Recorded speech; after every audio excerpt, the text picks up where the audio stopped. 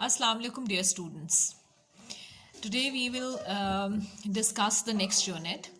In the last unit, we talked about the character of Arshak. It was the white lamb that we were discussing. We talked about Arshak's character. We talked about social mobility, both horizontal and vertical. We also talked about some of the change of forms that we did in the last two exercises that were there. We talked about transitive and intransitive verb also. The next unit that we have to do today is a poem. And it's since it's a beautiful poem, and I think though it was written in early 19th century, I personally believe that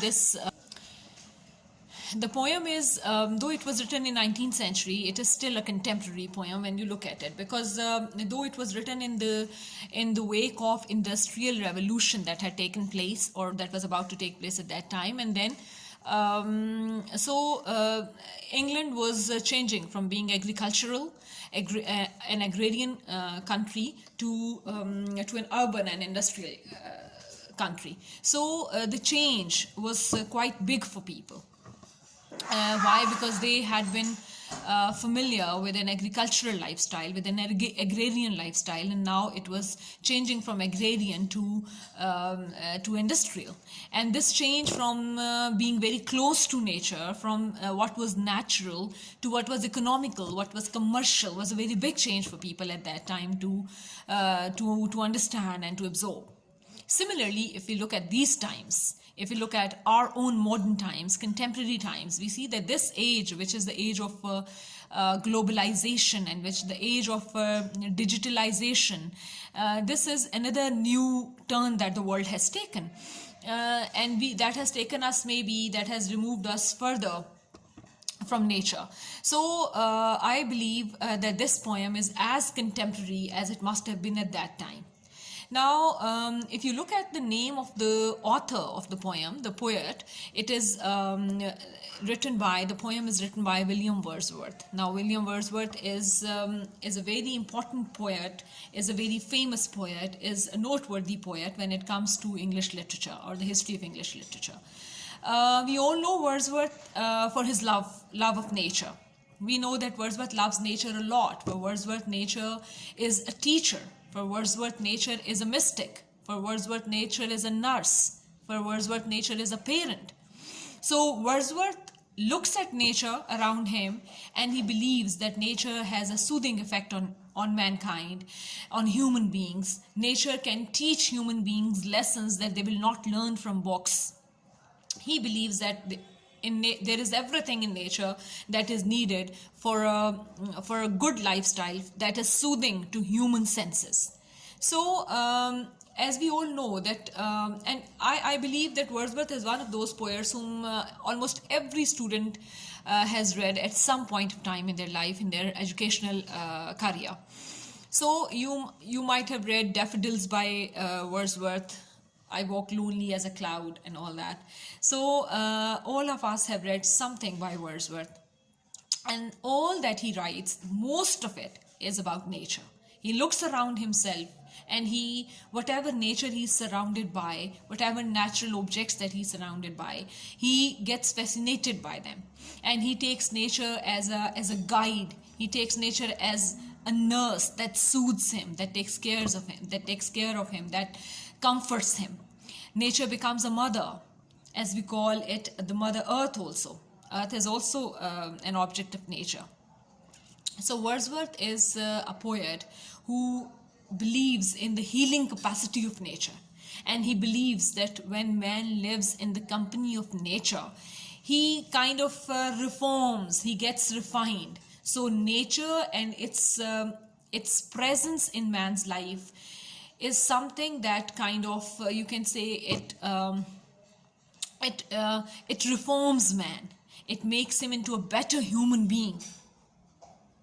So for Wordsworth, nature is no ordinary business, and nature is not something that is to be ignored. Nature is something that needs to be absorbed. The presence of nature around you is something that you need to have a better lifestyle, to heal you from inside. So you see, you can very well imagine that since industrial revolution had taken place at the end of 18th century, یعنی 18th century کا مطلب ہے 1700s کے and پہ, in the later half of 1700s, that is called the latter half of 18th century, اس میں industrialisation start ہو چکی تھی England کے اندر, انڈسٹریل ریولوشن آ چکا تھا, اور آہستہ آہستہ لوگ ایگریکلچرل لائف اسٹائل سے انڈسٹریل لائف اسٹائل کی طرف موو کر رہے تھے, اور اس کی وجہ سے بہت سے چینجز آ رہے تھے, جن میں سب سے بڑی جو چینج تھی وہ اربنائزیشن کی چینج تھی. انڈسٹریلائزیشن نیچر کو کس طرح افیکٹ کرتی ہے؟ انڈسٹریلائزیشن نیچر کو دو طرح افیکٹ کرتی ہے. ایک, انڈسٹری جب لگتی ہے, جب انڈسٹریلائزیشن ہوتی ہے تو انڈسٹری اپنے را مٹیریلس کے لیے نیچر کو یا ایگریکلچر پروڈکٹس کو یوز کرتی ہے. ہمارے جتنے انڈسٹری میں جتنی چیزیں بنتی ہیں, لیٹس سے کلاتھ بنتا ہے تو اس کے لیے کاٹن آتی ہے ایگریکلچر سے, اگر پیپر بنتا ہے تو اس کے لیے ووڈ آتی ہے فارسٹ سے. تو اس طرح آپ کے انڈسٹریل پروڈکٹس کے لیے جو را مٹیریل ہے وہ نیچر پرووائڈ کرتی ہے.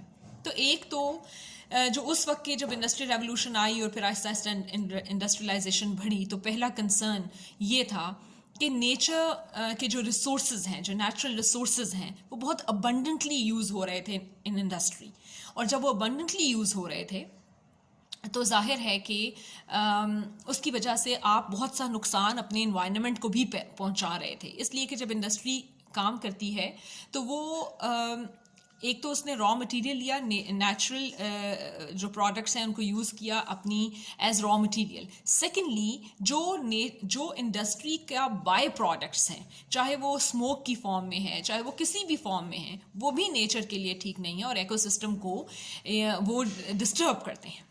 تو ایکو سسٹم جب ڈسٹرب ہوتا ہے تو ظاہر ہے وہ انوائرمنٹ ہم سب کی اچھائی کے لیے ہے, ہم سب کے اچھے کے لیے ہے. تو جب انوائرمنٹ ڈسٹرب ہوتا ہے, اس کے ایکو سسٹم کی بیلنس ڈسٹرب ہوتا ہے, تو وہ انسان کے لیے اور تمام ان کریچرز کے لیے اور دنیا کے اپنے لیے ایک اچھا سائن نہیں ہوتا, بلکہ نقصان دہ ہے, ہیزرڈس ہے. تو ایک تو یہ بات ہے. دوسرا یہ کہ جب انڈسٹریلائزیشن ہوتی ہے تو اس کے ساتھ ہی دیر از اے linked concept, and that is that of urbanization. Urbanization کا مطلب ہوتا ہے کہ لوگ گاؤں کو چھوڑ کر, اپنے کنٹری سائڈ کو چھوڑ کر, زمینوں کو چھوڑ کر وہ شہروں میں آ کر رہنے شروع ہو جاتے ہیں, کیونکہ وہاں جاب اپرچونٹی بہت زیادہ ہو جاتی ہے, رہائش کی اپرچونٹی بڑھ جاتی ہے. تو اس کی وجہ سے جو ایک لائف اسٹائل تھا where you lived closer to nature, وہ لائف اسٹائل آہستہ آہستہ ختم ہو جاتا ہے. جب وہ لائف اسٹائل آہستہ آہستہ ختم ہوتا ہے تو انسان جو ہے he starts living away from nature. تو ورڈزورتھ یہ سمجھتا ہے, اور بہت سے فلاسفرز یہ سمجھتے ہیں, اور انوائرمنٹل ایکسپرٹس یہ سمجھتے ہیں, انوائرمنٹ ایکسپرٹس یہ سمجھتے ہیں کہ نیچر کے قریب رہنے میں ہی انسان کی بھلائی ہے, نیچر کے قریب رہنے میں انسان کے لیے ہیلتھ بھی ہے, اس کی لائف اسٹائل اچھا ہوگا, وہ ایک ہیلتھی لائف اسٹائل لے گا, اور اس کے اندر اس کی پراسپیرٹی ہے, اس کے اندر اس کا ایگزوبرنس ہے, اس کے اندر اس کی جوائے ہے.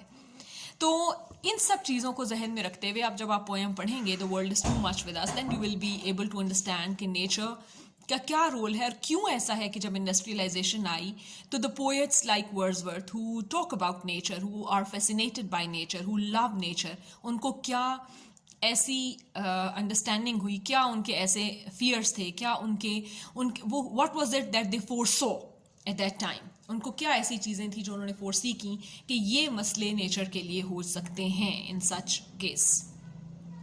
Well read the poem first. ہم پہلے پوئم کو پڑھیں گے لائن بائی لائن, اور ساتھ ساتھ میں I try to make it simpler for your understanding. میں کوشش یہ کروں گی کہ ساتھ ساتھ ہم اس کو میں ایزی کرتی جاؤں آپ کے لیے جیسے جیسے میں اس کو پڑھوں, تاکہ اس کے بعد we will go to some other themes جو ہماری پیرافریزنگ میں رہ جائیں گی باتیں, وہ ہم پھر بعد میں کور کریں گے.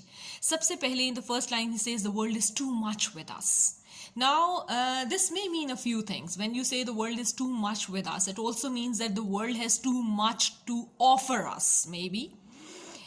Like it is there are abundant resources in nature that God has created for ourselves, for us, for human beings. So maybe those abundant resources, so there is abundance in nature for human beings, for man. There are such abundant there is so much abundance. Nature has created so much for human beings. There are so many natural resources that we can use. But then the question arises: are we using those natural resources for the benefit of nature itself, for the benefit of Earth and the planet itself, or for the benefit of human beings, or are we trying to destroy what we have in nature? So he says the world is too much with us. Late and soon, getting and spending, we lay waste our powers. So he says, what do we do with all those resources, with all those good things that nature has given us, that nature has bestowed upon us? What do we do with them? He says, later or sooner, getting and spending. This is our lifestyle. We want to get things from nature and spend them. Get more, spend. This is the pattern that we are following. We take things from nature, we get resources from earth, and we spend them. And we do not take care that we spend them carefully. Rather, we spend them in a way that that is, you can say, जैसे जिस तरह कि मैं आपको ये समझाना चाहती हूँ कि हम उनको एक केयरफुल वे में स्पेंड नहीं कर रहे, बल्कि फजूल खर्ची के साथ स्पेंड कर रहे हैं.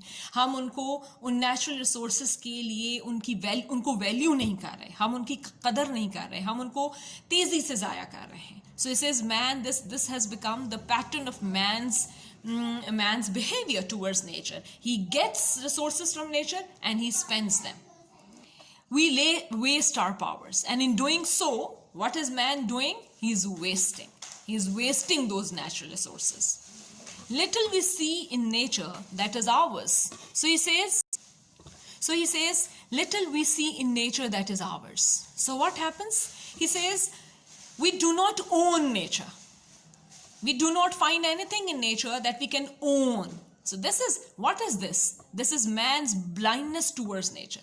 अगर इंसान को नेचर में उसकी वो प्लेजर्स नज़र नहीं आ रहे जो नेचर ऑफर करती है, as a mother, as a nurse, as a guide, as a healer, as a saviour, जो रिसोर्सेज, जो प्लेजर्स नेचर हमें प्रोवाइड करती है, इंसान को वो नज़र नहीं आ रहे. इंसान उनको ओन नहीं कर रहा, बल्कि वो सिर्फ उसको लेकर और स्पेंड कर रहा है, और वो समझता है कि वो अपने फ़ायदे के लिए सब कुछ कर रहा है. But Wordsworth wants us to open our eyes to this reality that we cannot call nature our own because we do not seem to own these resources. देखें, जो हमारी अपनी चीज़ होती है ना, जिसको हम अपना समझते हैं, उसको हम बड़े ध्यान से, बड़ा सोच समझ कर खर्च करते हैं, बड़े ध्यान से, बड़े सोच समझ कर रखते हैं, बड़े ख्याल से रखते हैं. लेकिन जिस चीज़ को हम अपना नहीं समझते, उसके लिए हमारे अंदर वो फीलिंग्स नहीं होती और हम उसको ज़ाया करते हैं, ख़राब करते हैं. तो this is what he is saying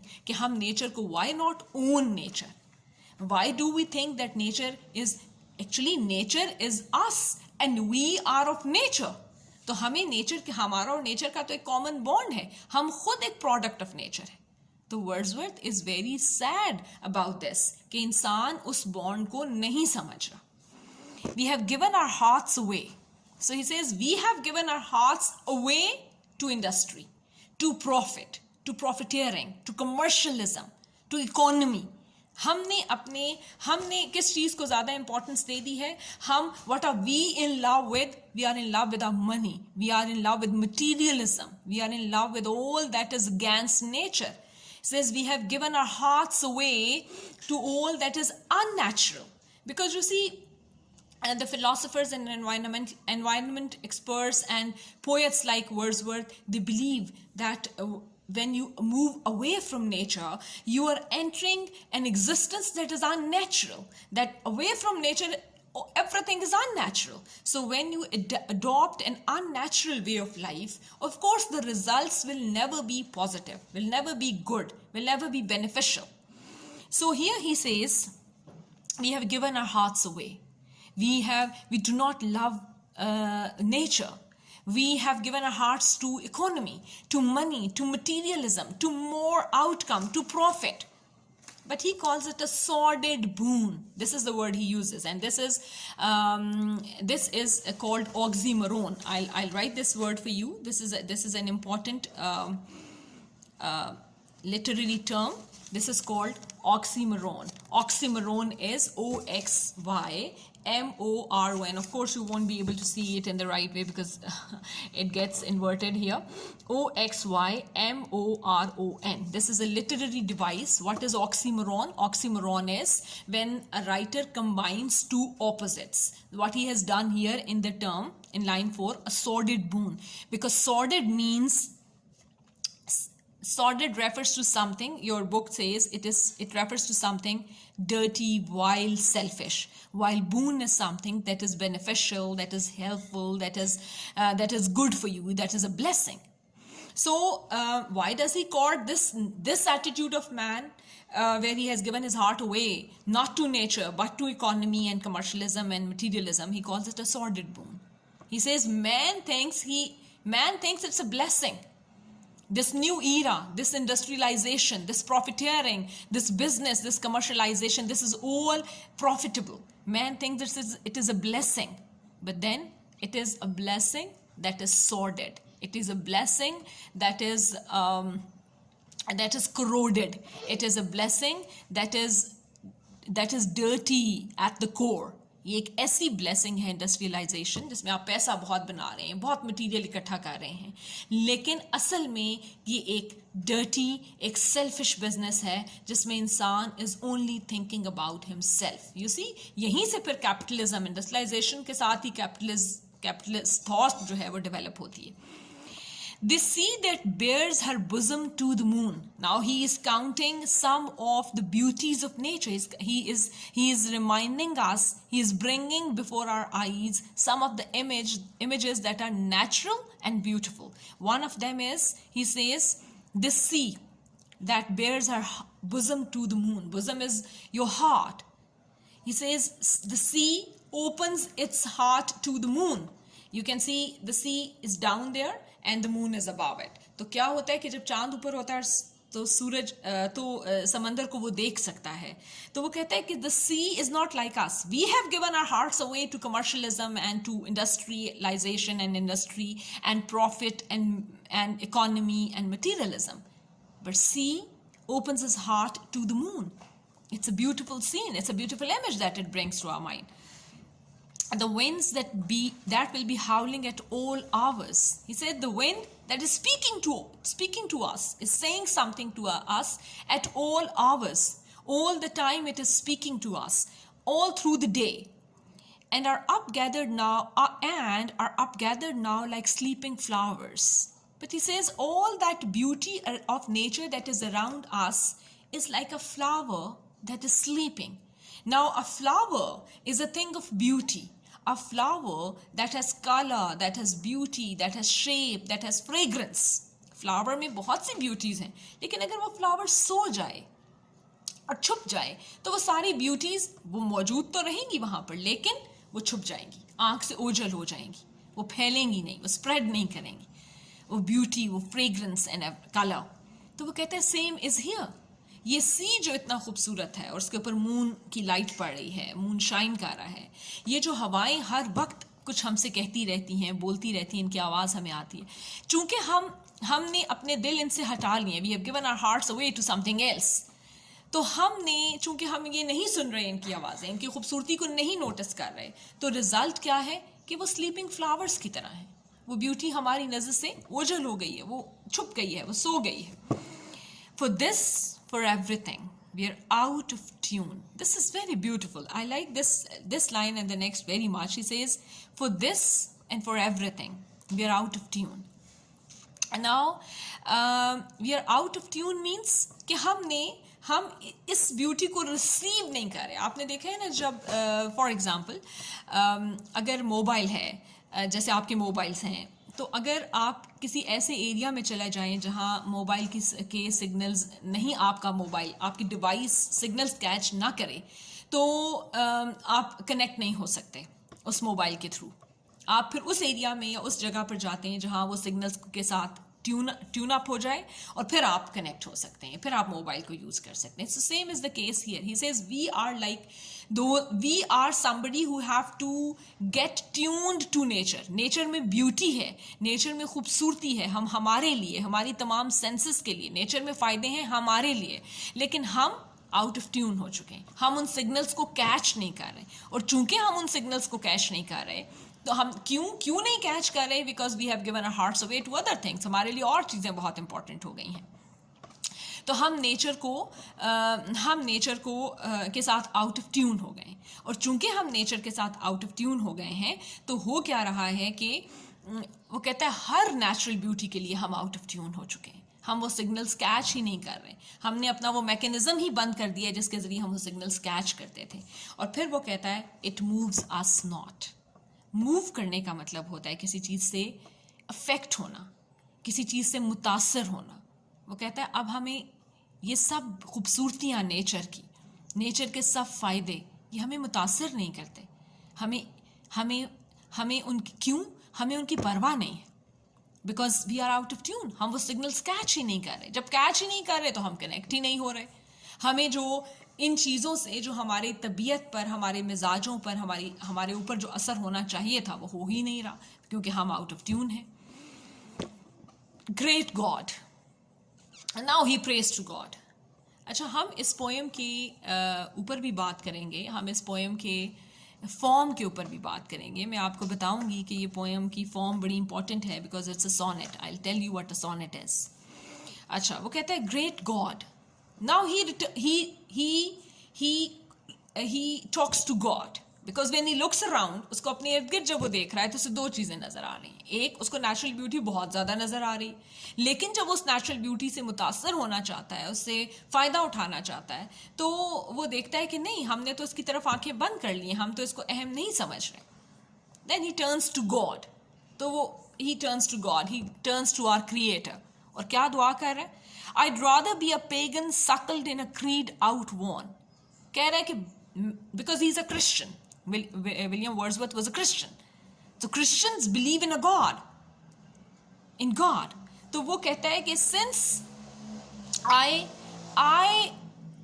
instead of being a Christian, अच्छा हो कि मैं एक पेगन हो जाऊं. And who is a pagan? Pagan is somebody who believes in, who does not believe in a God, rather believes in idols. वो बुतों की पूजा करते हैं.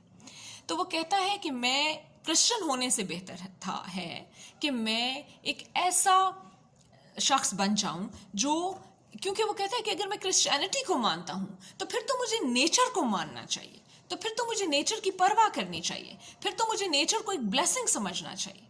लेकिन चूंकि मैं नहीं समझ रहा, मैं आज का एक मॉडर्न इंडस्ट्रियल आदमी बन चुका हूँ, तो बस इससे अच्छा हो कि मैं एक ऐसा बन जाऊँ जिसका कोई रिलीजन नहीं है. मैं ऐसा इंसान बन जाऊँ जिसकी कोई रिलीजन नहीं है, और वो कोई बहुत पुराना ज़माने के रिलीजन को वो फॉलो कर रहा है. आउटवॉर्न का मतलब है बहुत ही पुराना, गए गुजरे रिलीजन को.